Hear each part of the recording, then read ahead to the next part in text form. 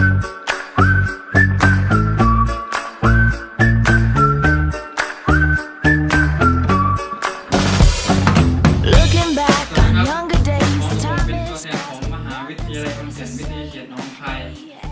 ณะสังคมศาสตร์บูรณาการสาขานิติศาสตร์ชั้นปีที่ 3นะครับในส่วนของกฎหมายว่าด้วยองค์กรทางธุรกิจนะครับรหัสวิชา 777312 มีอาจารย์สาธนรัตนภัยจิตนะครับและอาจารย์อุษณีตันสูงเนินเป็นอาจารย์ประจำวิชานะครับในส่วนของกลุ่มกระผมได้รับมอบหมายในหมวดที่ 2 ห้างหุ้นส่วนสามัญนะครับในส่วนที่ 3 ในเรื่องของความสัมพันธ์ระหว่างผู้เป็นหุ้นส่วนกับบุคคลภายนอกและในส่วนที่ 4 การเลิกและการชำระบัญชีห้างหุ้นส่วนสามัญครับ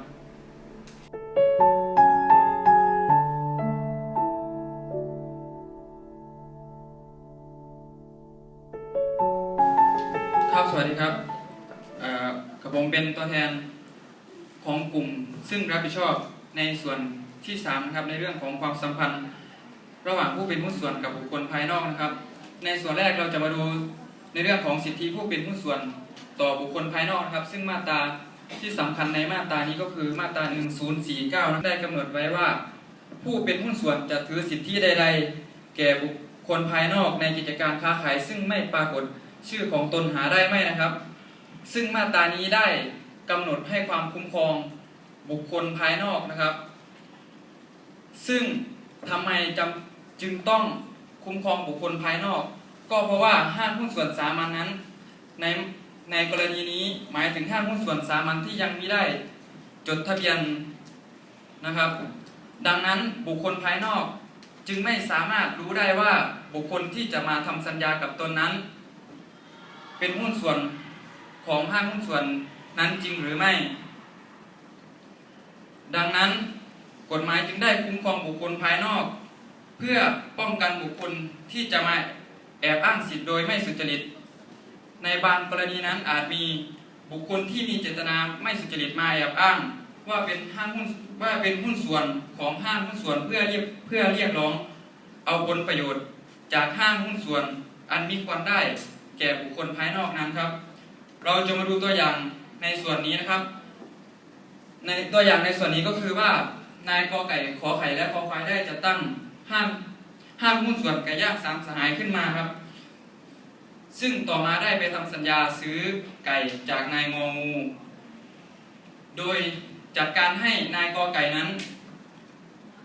เป็นตัวแทนของห้างหุ้นส่วนไปจัดการในเรื่องนี้กับงองูซึ่งได้ทำสัญญากันและหากปรากฏว่ากิจการนั้นประกอบไปแล้วได้ประโยชน์ขึ้นมา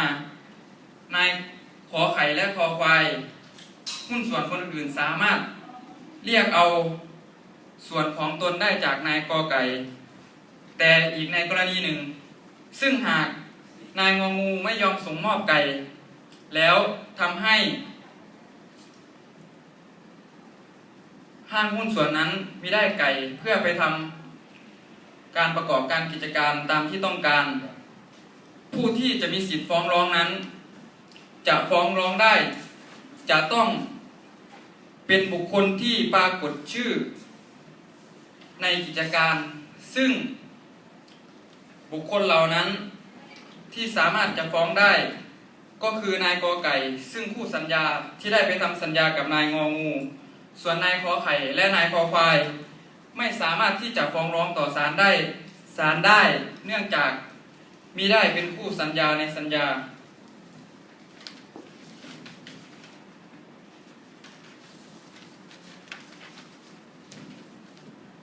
ครับในส่วนที่ 2ก็คือความรับผิดของผู้เป็นหุ้นส่วนต่อบุคคลภายนอกนะครับความรับผิดของผู้เป็นหุ้นส่วนต่อบุคคลภายนอกนั้นมีมาตราสำคัญคือมาตรา 1050นะครับซึ่งจะกำหนดหลักสำคัญไว้3อย่างนะครับเรามาดูอย่างแรกกันเลยนะครับ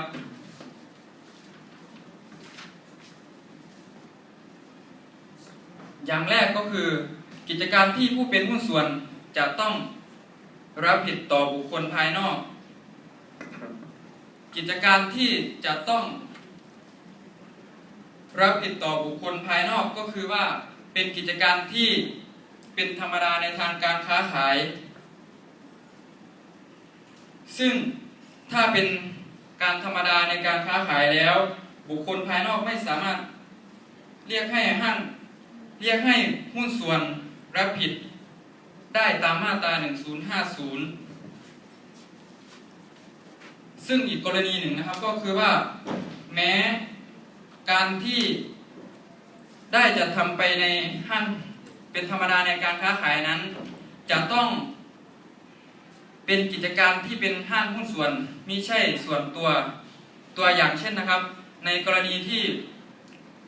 ตั้งกอไก่ขอไข่และคอควายจะตั้งห้างหุ้นส่วนไก่ย่างสามสหายขึ้นมานะครับแล้วให้นายกอไก่เป็นผู้จัดการค้าขายแล้วในกรณีนี้ปรากฏว่านายกอไก่ได้เกิดการ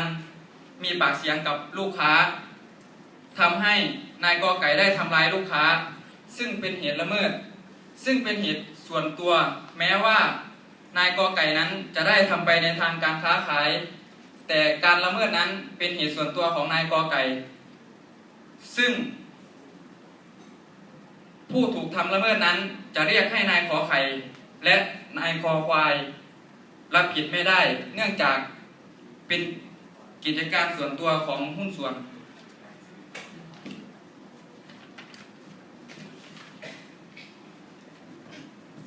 ในส่วนที่2นะครับในเรื่องของขอบเขตความรับผิดนะครับ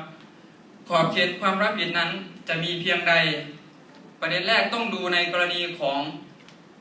การที่หุ้นส่วนผู้นั้นได้ทำไปในกิจการที่เป็นธรรมดาของการค้าขายหรือไม่ถ้าเป็นกิจการที่ทำไปในทางธรรมดาการค้าขายนั้นห้างหุ้นส่วนทุกคนจำต้องรับผิดร่วมกันโดยไม่จำกัดจำนวนนะครับในส่วนที่3ข้อจำกัดอำนาจของหุ้นส่วนข้อจำกัดอำนาจของห้างหุ้นส่วนนั้น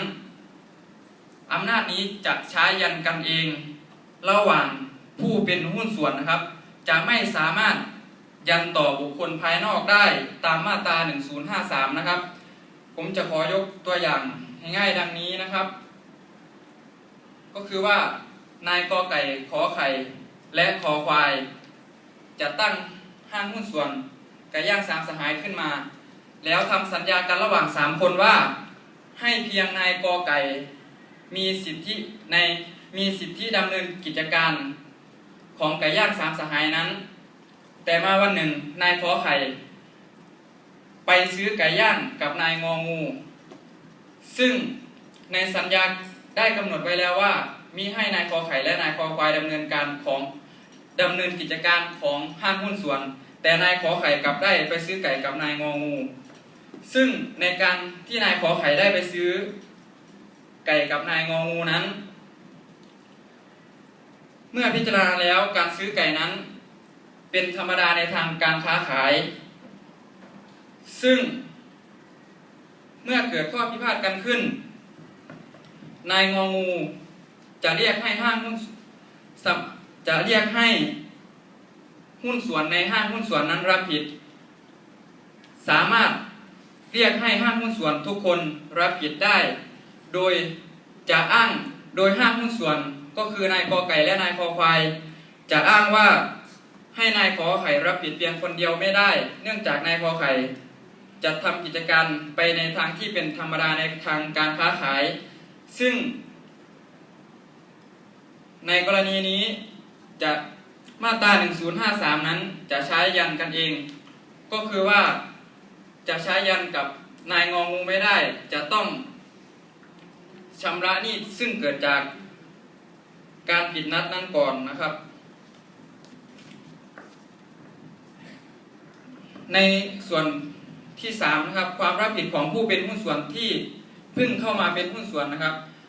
ผู้เป็นหุ้นส่วนที่เพิ่งเข้ามาเป็นหุ้นส่วน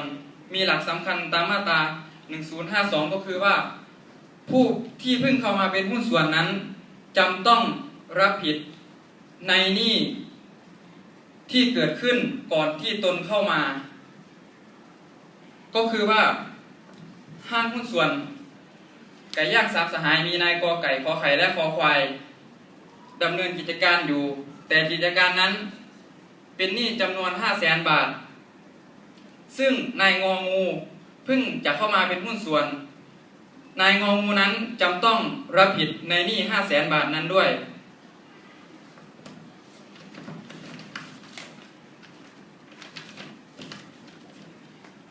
ครับในส่วนที่4นะครับก็คือความรับผิดของผู้ที่ออกจากหุ้นส่วนนะครับความรับผิดของผู้ที่ออกจากหุ้นส่วนผู้เป็นหุ้นส่วนที่ออกจากหุ้นส่วนยังคงต้องรับผิดในหนี้ที่ตนได้ก่อขึ้นก่อนที่ตนจะออกจากห้างหุ้นส่วนไปนะครับกล่าวคือตัวอย่างเช่นนะครับนายกอไก่ขอไข่คอควายได้ประกอบกิจการห้างหุ้นส่วนนั้นแล้วเป็นหนี้ 500,000 บาทซึ่งนายคอควายมีความประสงค์ที่จะออกจากห้างหุ้นส่วนนั้นเมื่อนายคอควายได้ออกจากห้างหุ้นส่วนนั้นไปแล้วยังจำต้องรับใช้หนี้ในส่วน 500,000 บาทนั้นอยู่ซึ่งหลักนี้เป็นไปตามมาตรา 1051 นะครับ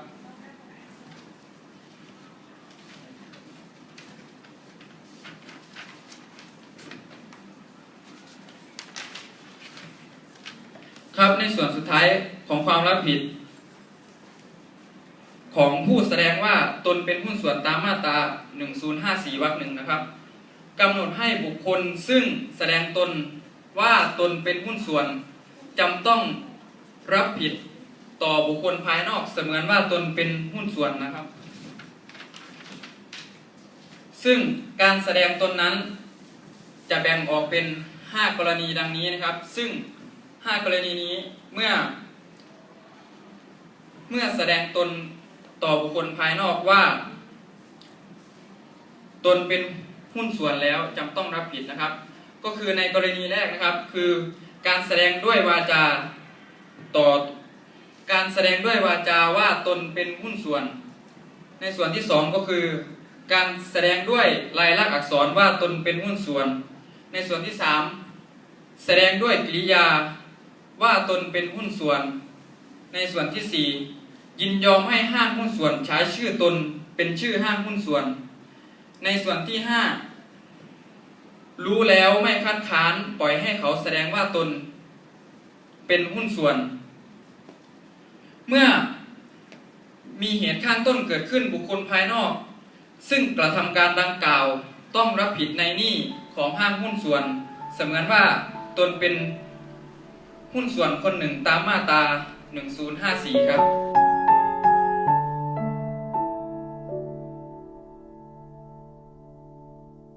ผมนะครับได้รับผิดชอบในหมวดที่2ส่วนที่3นะครับผมเรื่องของการเริ่มสัญญาห้างส่วนสามัญนะครับผมในส่วนนี้ผมจะมาอธิบายนะครับผมในมาตรา1,055 ถึง 1,057 นะครับครับผมการเลือกห้างหุ้นส่วนสามัญนะครับมีอยู่3กรณีนะครับผม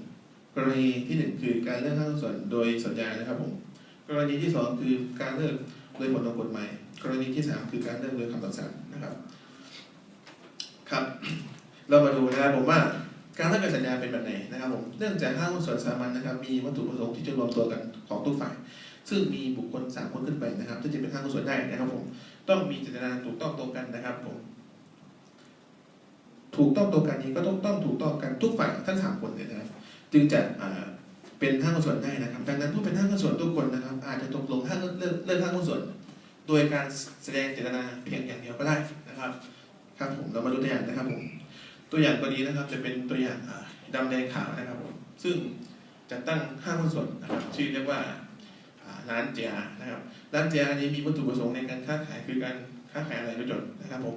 ร้านเจียตรงนี้นะครับผมเมื่อก่อตั้งเสร็จแล้วนะครับผมในการเลือกโดยผลของสัญญานี้คือในช่วงที่ห้างหุ้นส่วนทั้ง3คนนี้ครับได้ตั้งขึ้นมานะครับผมเกิดสภาวะเศรษฐกิจขาดแคลนนะครับผมอย่างรุนแรงนะครับซึ่ง3คนนี้ได้ตกลงกันนะครับว่าจะเลิกห้างนะครับผมในการเลิกห้างตรงนี้นะครับผมต้อง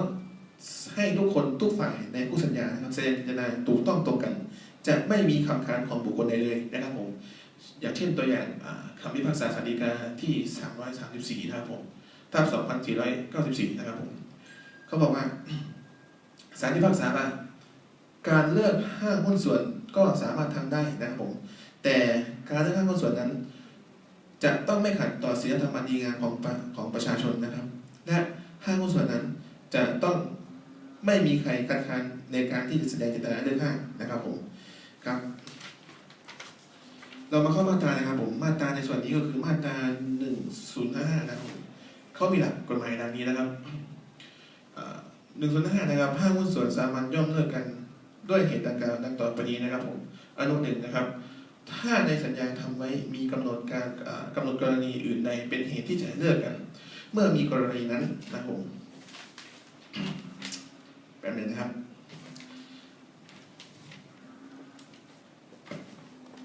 ครับจะมาขยายความในอนุ1นะครับผมกล่าวคือนะครับผู้เป็นหุ้นส่วนได้ตกลงทำสัญญาจัดตั้งห้างหุ้นส่วนนะครับผมว่ามีกรณีใดเกิดขึ้นในห้างหุ้นส่วนอันเป็นเลิกกันเมื่อเกิดกรณีดังกล่าวขึ้นจะมีตัวอย่างกันต่อไปนี้นะครับผมคือนายเอาตัวอย่างเดิมนะครับนายดำเนินข่าวนะครับจัดตั้งห้างหุ้นส่วนขายอะไรรถยนต์คือที่มีเรียกว่าห้างหุ้นส่วน RJ นะครับผมโดยมีข้อตกลงนะครับว่าหากขณะที่ทำค้ากิจการห้างหุ้นส่วนนะครับผมในลักษณะนี้จะเป็นการเฉพาะนะครับคือช่วงนั้นนะครับผมเปิดกิจการมอเตอร์โชว์นะครับมอเตอร์โชว์ซึ่งห้างหุ้นส่วน3พี่น้องสามคนนี้ดำเนินข่าวนะครับได้ส่งเข้าไปจัดงานมอเตอร์โชว์ด้วยนะครับผมแต่การเลือกห้างของเขาจะเกิดขึ้นตอนที่งานมอเตอร์โชว์จบนะครับผมซึ่งจะเข้าในอนุ1นะครับผมตอนนี้ก็พอเข้าใจนะครับมาดูอนุ2นะครับอนุ2นะครับกฎเขามีหลักว่าถ้าทำสัญญาไว้ทำเฉพาะกำหนดการใดเมื่อสิ้นกำหนดการนั้นนะครับผมจะมาขยายความว่าผู้เป็นห้างหุ้นส่วนกันนะครับผมตกลงกันไว้จะทำห้างหุ้นส่วนว่าเมื่อครบกำหนดระยะเวลานะครับห้างหุ้นส่วนนั้นก็จะได้เลิกกันไปนะครับผมในกรณีนี้เป็นกรณีที่เขากำหนดระยะเวลาในการจัดทำห้างหุ้นส่วนนะครับผมจะมีตัวอย่างกันต่อไปนี้นะครับเอามาเป็นตัวอย่างกันก่อนนะครับก็ขอนะครับตกลงจัดตั้งห้างหุ้นส่วนค้าอะไรรถยนต์นะครับผมเพื่อการค้าอะไรรถยนต์นี้กำหนดเวลามาเป็น2 ปีนะครับเมื่อครบกำหนดระยะเวลา2 ปีแล้วนะครับผมห้างหุ้นส่วนดังกล่าวย่อมเลิกกันนะครับตามมาตรา1055อนุ2นะครับผมครับมาดูอนุ3นะครับถ้าสัญญาทำไว้เฉพาะเมื่อทำกิจการอย่างหนึ่งอย่างใดนะครับผมแต่อย่างเดียวเมื่อเสร็จการนั้นแล้วนะครับผมจะมาขยายความในอนุนี้ก็คือกล่าวคือผู้เป็นหุ้นส่วนนะครับได้ตกลงกันไว้นะครับว่าจะจัดสัญญาจัดตั้งห้างหุ้นส่วนว่าจะประกอบการงานใดๆอย่างหนึ่งอย่างใดนะครับเป็นการเฉพาะดังนี้นะครับผมเมื่อเสร็จงานนั้นๆนะครับแล้วห้างหุ้นส่วนก็ต้องเลิกกันไปนะครับผมกรณีนี้จะยกตัวอย่างให้ขึ้นอีกกรณีนึงนะครับผมก็ขอนะครับตกลงจัดตั้งห้างหุ้นส่วนค้าขายอะไรรถยนต์นะครับผมในระหว่างที่จะทำเขาเรียกว่าเทศกาลมอเตอร์โชว์จะเป็นเทศกาลอะไรต่างๆที่มอเตอร์โชว์เขาจัดขึ้นนะครับผมซึ่งห้างหุ้นส่วนทั้ง3คนนี้ก็ได้เข้าร่วมกิจกรรมด้วยนะครับผมเมื่อจบการดังกล่าวนะครับเมื่อวันสิ้นสุดของโครงการนะครับผมห้างหุ้นส่วนทั้ง3ผู้ห้างหุ้นส่วนเนี่ยคือห้างหุ้นส่วนค้าขายรถยนต์ก็จบลงเช่นกันตามอนุที่3เหมือนกันนะครับผมมันจะคล้ายกันกับอนุที่2นะครับผมครับเรามาดูในอนุต่อไปนะครับครับอนุที่4เขามีหลักว่าเมื่อผู้เป็นหุ้นส่วนคนใดคนหนึ่งนะครับในห้างหุ้นส่วนซึ่งได้จัดตั้งโดยไม่มีกฎหมายขออภัยครับโดยไม่มีกำหนดการได้ให้คำบอกกล่าวตามมาตรา10556ในกรณีผมจะดึงมาตรา1056เข้ามานะครับเพราะว่ามันจะเป็นเรื่องของกำหนดการในการเลือกห้างหุ้นส่วนก่อนกำหนดนะครับผมหรือในกรณีนี้มันจะไม่มีการกำหนดระยะเวลาก็เป็นได้นะครับเรามาดูนะครับผมจะขยายความต่อไปนี้นะครับผมก็คือนะครับห้างหุ้นส่วนคนใดคนหนึ่งบอกกล่าวไปยังให้ห้างหุ้นส่วนอื่นรู้นะครับวิธีการที่บัญญัติไว้ในมาตรา1056นะครับผมโดยห้างหุ้นส่วนคนนั้นแสดงเจตนาบอกเลิกห้างหุ้นส่วนโดยห้างหุ้นส่วนนะครับผมนั้นภายหลังจากสิ้นสุดปีบัญชีนั้นนะครับผมโดยการบอกกล่าวนั้นต้องบอกกล่าวความจำนงไม่น้อยกว่า6 เดือนนะครับผม ในกรณีหลักกฎหมายเขาบอกว่าในการที่จะเลิกสัญญานะครับผมต้องบอกก่อนลงไม่น้อยกว่า6 เดือนนับตั้งแต่6 เดือนนับตั้งแต่ไปตามหลักเกณฑ์ที่นับเปิดระยะเวลาตามมาตรา193/5 วรรค 1นะครับในกรณีนับวันเดือนตรงนี้นะครับผมเขาจะให้กำหนด6 เดือนนะครับผมสมมติว่าทั้ง6 เดือนนั้นวันและวันในแต่ละเดือนมันจะไม่เหมือนกันคือมันจะมี30 วัน31 วันนะครับผมหรือจะเป็นที่แบบมาตามเดือนของกุมภาพันธ์นะครับเขาให้ถือว่าเดือนสุดท้ายของเดือนที่6วันสุดท้ายของเดือนที่6นั่นคือวันที่สิ้นสุดหรือเลิกสัญญาห้างหุ้นส่วนนะครับครับเรามาดูต่อไปครับเรามาดูข้อสังเกตนะครับข้อสังเกตของการเลิกโดยสัญญานะครับว่าเป็นแบบไหนนะครับอยู่ด้วยก่อนนะครับครับมาดูข้อพิจารณาครับว่าเป็นแบบไหนนะครับการเลิกโดยสัญญานะครับผม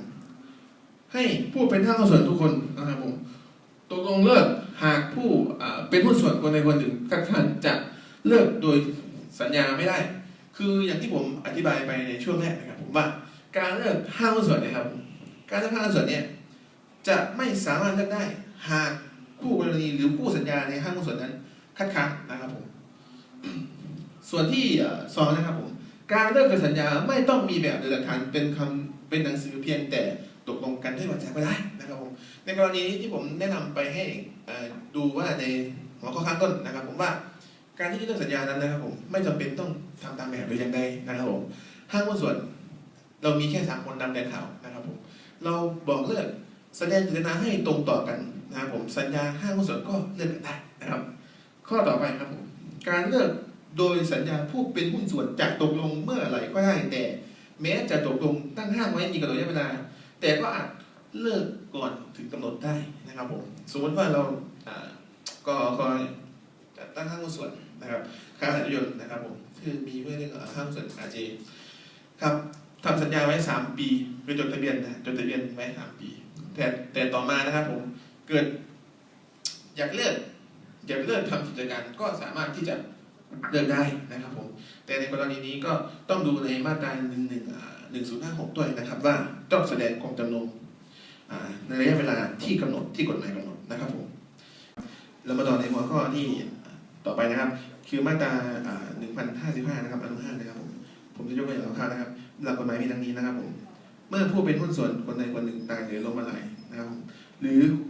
ตกเป็นผู้ไร้ความสามารถตามมาตรา1055อนุ5นะครับผมเราจะมาขยายความตรงนี้นะครับผมเนื่องจากคุณสมบัติของผู้เป็นห้างหุ้นส่วนเป็นสาระสำคัญนะครับผมในสัญญาจัดตั้งห้างหุ้นส่วนดังนั้นนะครับผมเมื่อมีเหตุเปลี่ยนแปลงเกี่ยวกับคุณสมบัติของผู้เป็นห้างหุ้นส่วนร่วมกันนะครับผมแล้วห้างจึงต้องเลิกนะครับผมกรณีตามมาตรานี้นะครับผมไม่เคยกล่าวในบทที่1นะครับผมซึ่งมันจะมีคุณสมบัติอยู่4 ประการซึ่งผมจะได้พูดดังนี้นะครับผมกรณีที่1นะครับกรณีที่คนใดคนหนึ่งตายนะครับผมคือหมดสภาพบุคคลตามมาตรา15และกรณีที่2นะครับกรณีหุ้นส่วนคนใดคนหนึ่งล้มละลายนะครับผมและกรณีที่3นะครับกรณีผู้เป็นหุ้นส่วนตกเป็นคนไร้ความสามารถนะครับผมครับแล้วในกรณีที่กรณีต่อมานะครับจะเป็นข้อยกเว้นนะครับผมข้อยกเว้นนะครับผมเมื่อมีเหตุตามมาตรา1055อนุ5นะครับผมแล้วนะครับผมโดยหลักห้างหุ้นส่วนต้องเลิกกันครับเว้นแต่2 กรณีนะกรณีแต่ผมจะยกขึ้นมาสัก1 กรณีนะครับผมว่าเป็นแบบไหนนะครับผมจะขยายความเช่นผู้เป็นห้างหุ้นส่วนคนหนึ่งนะครับยินยอมให้บุคคลภายนอกเข้ามาแทนที่บุคคลที่ตายหรือบุคคลที่เป็นผู้ไร้ความสามารถหรือจะตกเป็นบุคคลล้มละลายนะครับผมในกรณีนี้ครับผมการที่จะเลือกบุคคลอื่นเข้ามาทำกิจการแทนผู้ที่เป็นล้มละลายหรือจะบุคคลที่หมดสภาพบุคคลตามมาตรา15จะต้องเลือกบุคคลที่มีคุณสมบัติคล้ายคลึงกันกับบุคคลเก่าหรือจะต้องเลือกคนที่มีบุคคลคุณสมบัติที่ใกล้เคียงกับห้างหุ้นส่วนเดิมนะครับผมเช่นนี้นะครับผมรวมถึงทายาทสืบสกุลก็ได้นะครับครับในส่วนตรงนี้ก็ผ่านไปนะครับต่อมานะครับจะเป็นข้อกฎหมายเกี่ยวกับ105 7นะครับผมคือการเลิกสัญญาโดยมีคำสั่งศาลนะครับผมใน1057เนี่ยครับผมเขาจะมีหลักกฎหมายดังต่อไปนี้นะครับผมครับผมถ้าเป็นหุ้นส่วนนะครับผมคนใดร้องขอนะครับผมเมื่อมีกรณีอย่างหนึ่งอย่างใดดังกล่าวต่อไปนี้นะครับผมศาลอาจจะสั่งให้นะครับผมห้างหุ้นส่วนสามารถเลิกกันได้นะครับผมซึ่งอนุแรกจะมีดังต่อไปนี้นะครับผมอนุแรกนะครับมีหลักว่าเมื่อผู้เป็นห้างหุ้นส่วนคนใดคนหนึ่งนะครับนอกจากผู้ร้องนั้นล่วงละเมิดข้อสาระสำคัญแห่งสัญญาห้างหุ้นส่วนนะครับผมโดยประมาทเลินเล่อร้ายแรงนะครับผมดังนั้นนะครับผมข้อสัญญาสาระสำคัญดังกล่าวนั้นก็จำเป็นต้องเขาเรียกว่าอะไรผู้ที่เป็นห้างหุ้นส่วนเนี่ยสามารถที่จะบอกเลิกได้ให้ศาลสั่งเลิกห้างหุ้นส่วนได้นะครับผมการที่เลิกสัญญาในคำสั่งศาลเนี่ยครับผมมันจะมีตัวอย่างที่จะประกอบนะครับซึ่งบุคคลเช่นนี้นะครับผมทำผิดสาระสำคัญที่ตกลงกันในห้างหุ้นส่วนไว้นะครับผมกรณีเช่นนะครับผมกขคนะครับผมจัดตั้งห้างหุ้นส่วนไก่ย่างนะครับผมสามสหายนะครับขอยกตัวอย่างนี้ขึ้นมานะครับไก่ย่างสามสหายนะครับผมซึ่งกขคก็รู้จักว่าสาระสำคัญของห้างหุ้นส่วนสำคัญของห้างหุ้นส่วนเนี้ยเป็นแบบไหนนะครับผมมีกี่ข้ออะไรบ้างที่ต้องห้ามนะครับผมซึ่งต่อมานะครับมีบุคคลในบุคคลหนึ่งซึ่งกนะครับผมก็ได้รับเขาจะมีข้อตกลงว่าห้ามรับไก่ที่ราคาถูกมาขายให้แก่ผู้บริโภคนะครับแต่กนะครับทำฝ่าฝืนข้อบังคับนะครับผมซึ่งไปรับไก่ที่ราคาต่ำแล้วก็เกรดต่ำมาขายให้แก่ผู้บริโภคนะครับผมซึ่งเช่นนี้นะครับผมผู้บริโภคจะได้หรือเกิดความเสียหายนะครับผมเกิดความเสียหาย เขาจึงร้องเรียนนะครับผมในกรณีเช่นนี้นะครับผู้ที่เป็นห้างหุ้นส่วนร่วมอยู่ด้วยนะครับเกิดความเสียหายบุคคลใดบุคคลหนึ่งสามารถต้องการที่จะเลิกห้างแต่มันเลิกไม่ได้ต้องมีเจตนาถูกต้องตรงกัน3บุคคลทุกของคู่สัญญานะครับผมบุคคลที่เสียหายนะครับผมบุคคลใดบุคคลหนึ่งสามารถสั่งร้องขอให้ศาลสั่งให้จัดตั้งคำพิพากษาเลิกห้างหุ้นส่วนได้นะครับผมครับอนุสรณ์ต่อมานะครับผมเมื่อดำเนินการของห้างหุ้นส่วนนะครับจะทำไปก็มีแต่ขาดทุนอย่างเดียวและไม่มีหวังที่จะกลับฟื้นขึ้นมาได้อีกนะครับในกรณีนี้นะครับผมยกตัวอย่างขึ้นมาอีกสักเรื่องหนึ่งนะครับผมคือดำแดงขาวนะครับจากห้างหุ้นส่วนขายอะไรไม่โดนใช่ไหมครับซึ่งตอนนั้นนะครับผมก็เรียกว่าเศรษฐกิจตกต่ำอีกนะครับผมเศรษฐกิจตกต่ำอีกนะครับผมอะไรที่นำเข้าจากประเทศญี่ปุ่นนะครับเกิดราคาแพงนะครับผมแต่ทางประเทศไทยเรารับมาแล้วเราไม่สามารถที่จะขายในราคาที่มีผลกำไรสูงสุดได้นะครับผมเราจึงจะตั้งราคาที่มันเหมาะสมในกรณีจัดทำห้างหุ้นส่วนของการค้าการมันต้องมีการนอนทุนทรัพย์นะครับผมอย่างต่ำพวกนี้ต้องเป็นระดับปีนะครับการวางทุนทรัพย์ตรงนี้นะครับผมซึ่งมันเกิดการขาดทุนนะครับผมเสียกำไรไปอย่างมากมายเลยและไม่สามารถที่จะกลับคืนมาได้เพราะว่าเศรษฐกิจตกต่ำเป็นระยะเวลานานอาจจะเป็น4-5 ปีหรืออาจจะเป็น10 ปีนะครับผมเช่นนี้ยกตัวอย่างเช่นนี้นะครับผมซึ่งห้างหุ้นส่วนที่จะตั้งขึ้นมาดำเนินข่าวในกรณีที่จะตั้งห้างหุ้นส่วนค้าอะไรรถยนต์นะครับผมต้องการเลิกห้างนะครับบุคคลใดบุคคลหนึ่งคิดขึ้นมาได้ถ้าปล่อยไว้นานกว่านี้นะครับผมมันอาจจะไม่มีกำไรเลยนะครับผมอาจจะขาดทุนไปเลยก็สามารถที่จะเราขอให้ศาลสั่งให้ห้างหุ้นส่วนนั้นเลิกกันได้นะครับผมกรณีสุดท้ายนะครับผมเมื่อมีเหตุอื่นใดนะครับทำให้ห้างเหลือสุดวิสัยที่จะดำเนินอยู่ได้ตามมาตรา1057อนุ3นะครับผม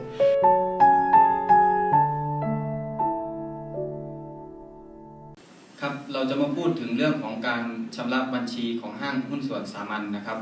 ซึ่งการชำระบัญชีหมายความว่าการที่ผู้ชำระบัญชีได้เข้ารวบรวมทรัพย์สินของห้างหุ้นส่วนที่มีอยู่ทั้งหมดแล้วก็รวมไปถึงการจัดการเกี่ยวกับทรัพย์สินการขายทรัพย์ทอดตลาดการขายของทอดตลาดในส่วนของทรัพย์สินของห้างหุ้นส่วนเพื่อชำระหนี้แก่บุคคลภายนอกผู้เป็นเจ้าหนี้ของห้างหุ้นส่วนนะครับครับตามหัวข้อเลยนะครับเหตุแห่งการชำระบัญชีเหตุแห่งการชำระบัญชีก็คือมีการเลิกห้างซึ่งการเลิกห้างมีอยู่3ประการซึ่งเพื่อนได้รายงานไปแล้วได้อธิบายไปแล้วในส่วนของการเลิกห้างนะครับก็จะมีอยู่3ประการก็คือ1การเลิกห้างโดยสัญญา2 การเลิกห้างโดยผลของกฎหมาย และก็ 3. การเลิกห้างโดยคำสั่งของศาลนะครับซึ่งเหตุแต่ละเหตุในการชำระบัญชีก็อย่างที่เรียนไปนะครับ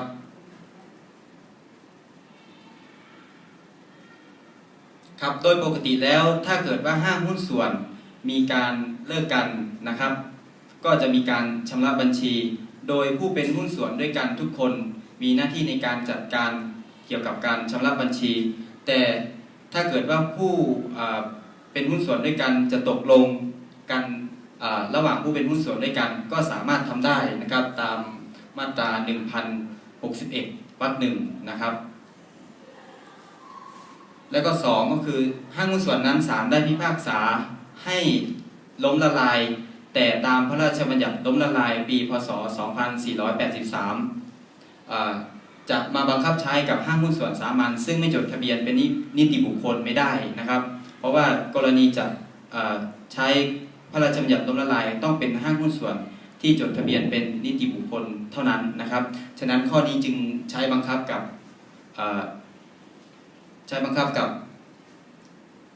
เหตุแห่งการตกลงเหตุของการไม่ชำระบัญชีตามมาตรานี้ไม่ได้นะครับผู้ชำระบัญชีโดยปกติแล้วถ้าเกิดว่ามีการเลิกห้างเกิดขึ้นผู้ชำระบัญชีส่วนใหญ่โดยปกติโดยหลักแล้วต้องเป็นผู้เป็นหุ้นส่วนด้วยกันแต่ถ้าผู้เป็นหุ้นส่วนด้วยกันจะตั้งบุคคลภายนอกมาเป็นผู้ชำระบัญชีก็สามารถทำได้การตั้งบุคคลภายนอกนั้นผู้ชำระบัญชีก็จะต้องถือเอาคะแนนเสียงของผู้เป็นหุ้นส่วนด้วยกันคือเป็นเสียงข้างมากในการแต่งตั้งผู้ชำระบัญชีนะครับอำนาจหน้าที่ของผู้ชำระบัญชีมีอำนาจหน้าที่ในการสะสางบัญชีและทำบัญชีงบดุลนะครับผู้ชำระบัญชีมีหน้าที่รวบรวมทรัพย์สินโดยการรวบรวมทรัพย์สินและชำระหนี้ของห้างรวมทั้งแบ่งทรัพย์สินแบ่งกำไรหรือเฉลี่ยขาดทุนนะครับลำดับของการชำระบัญชีนะครับ1ก็คือชำระหนี้แก่บุคคลภายนอกหมายความว่าถ้าเกิดว่าห้างมีหนี้อยู่เท่าไหร่ก็ต้องจ่ายหนี้ให้แก่บุคคลภายนอกเสีย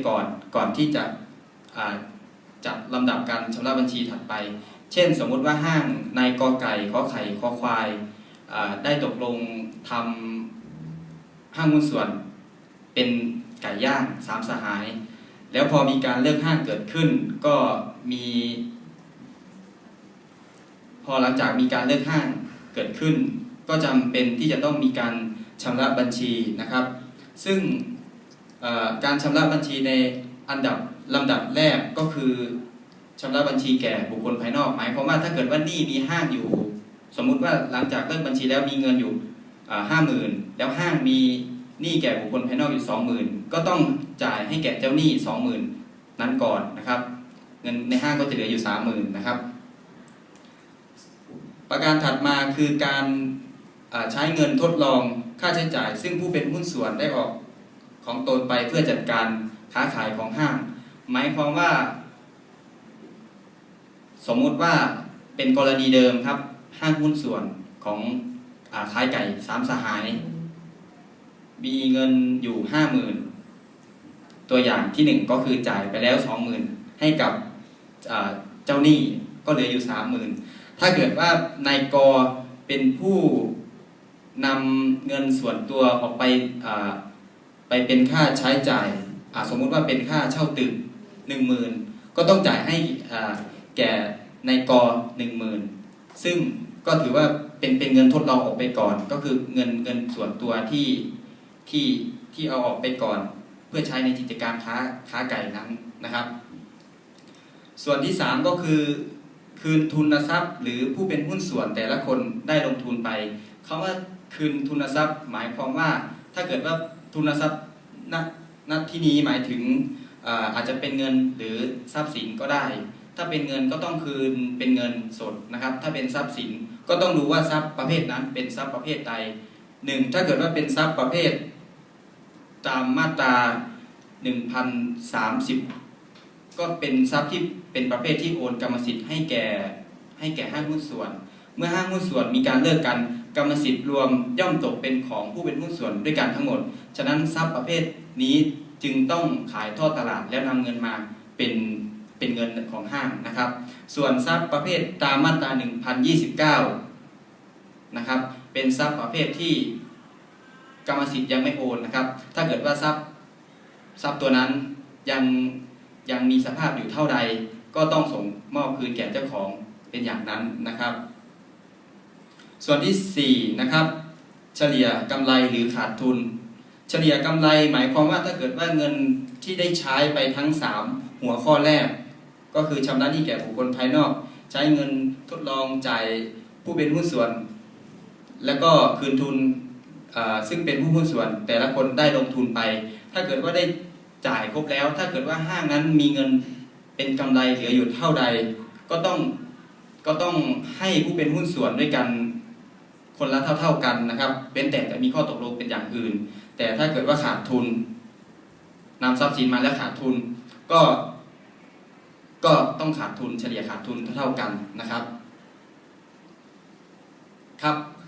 วิดีโอชุดนี้หวังว่าคงเป็นประโยชน์อย่างยิ่งกับท่านผู้ชมทุกคนนะครับหวังว่าคงจะมีความรู้ทางกฎหมายมาเพิ่มขึ้นนิดนึงนะครับวันนี้ก็ขอขอบคุณมากครับ